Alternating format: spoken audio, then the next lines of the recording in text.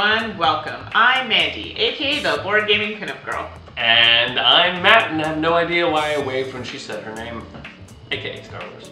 Alright. So today we're going to be giving a game review for Heldentaufe. So let's get right to it. Let's start with the art and theme of the game. What did you think, Starlord? I really liked it. So this reminds me a lot of the more cartoony versions of Legend of Zelda. That's sort of what the art seems to pattern after.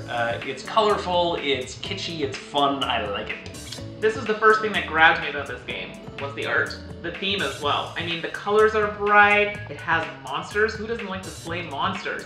And of course, that whole Legend of Zelda thing kind of drew me in. And it's not just the art style that we make that comparison for, it's the fact that there's an upper world and then there's essentially a dungeon, and that you measure your heart in heart containers that you fill up with hearts. There's a lot of similarities there, but in a very good way. Absolutely. Makes me want to play it.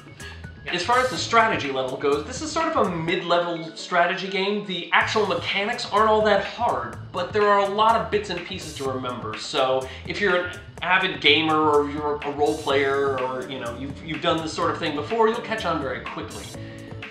We had the opportunity to play with two other players when we first tried this game. So we had a seasoned gamer and we had a non-gamer.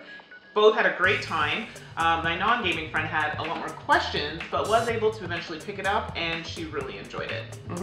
So, and that's important. You should be able to come to the game, come to the table and play with whoever, and you can kind of do that with this. Again, some people pick it up faster than others, but mid-level strategy, it's fun for pretty much everybody. Absolutely, that's the point, to have fun, right? One would hope. Replayability is fairly high on this. There's enough random elements that the shape of the board, the way the tiles come up, that's going to affect how your game goes. Also the quest that you wind up getting, and even the character that you wind up playing can change your strategy quite a bit. So it's a different experience every time.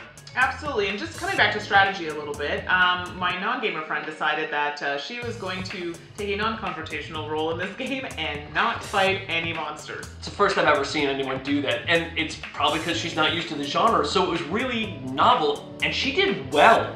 I don't want to talk about that. I decided to fight monsters, and, well, she had double the victory points than I did. Yeah, she did.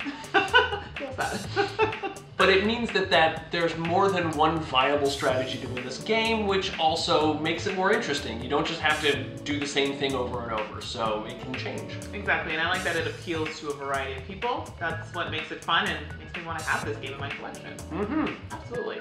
Some other things to note that we talked about, one thing that I noticed were the size of the tiles. I found them a little small because when you are in the upper world, you are allowed to have 2 players on one tile, and it gets a little crowded. So even if they were made slightly bigger, I think that may help a little bit. Yeah, it's totally playable at the size that they're at, but a little bigger might be nicer. Absolutely. Another thing that we were noticing is that there aren't any way to keep track of your action points. Since your action points are going to vary throughout the game depending on the equipment that you have, the level of boots, and some characters start with more action points than others, it would be really nice to have some way to visually note that, and so that you could tell and keep track, and so could everyone else. It just would make it a bit easier, I think. Yes, I have a very short memory, so I kept getting confused. We had to use dice, and, well, that's just too much for me. Yeah. And the final thing that we sort of thought that they might include, and again, this is still prototype phase, so they might include this, someplace to keep your teeth. I know that usually your mouth, but in this case, the whole point of the game is collecting these precious monster teeth, and everything else on the board has a nice place, you know? Your heart containers are here, and your inventory is there, and even the potions have their own special spot on your board. But what is nowhere to be found is where you stick all these teeth that you're collecting, and 18 points is a lot of teeth. So, absolutely. I don't know, like a sack of teeth? They were laughing. I said a bowl, but you know what I mean. They're precious teeth. Precious meaning important, so I figured they would have their own place. Yes. In a bowl. Like a bowl. Well, something. We can agree to that. Remind me not to visit your house. All right.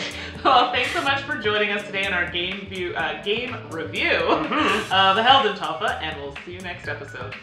Bye.